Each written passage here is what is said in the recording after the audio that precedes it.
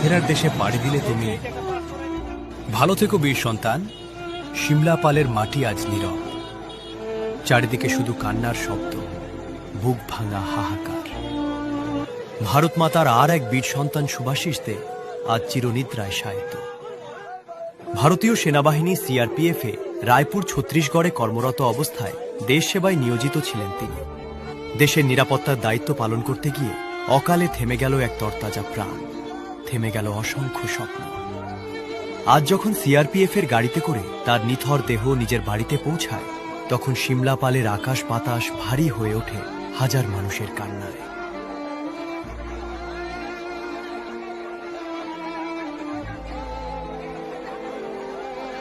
তালডাংরা থেকে শুরু করে রাস্তার দুধারে দাঁড়িয়েছিল অগণিত মানুষ, শেষবারের মতো এক ঝলক দেখার অপেক্ষায়।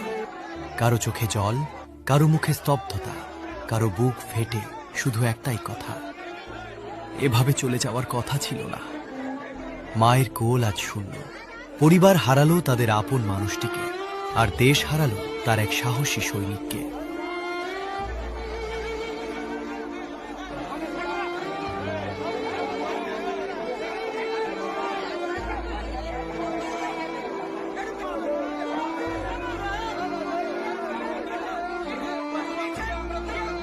তোমার এই আত্মত্যাগ কোনোদিন ভোলার নয়।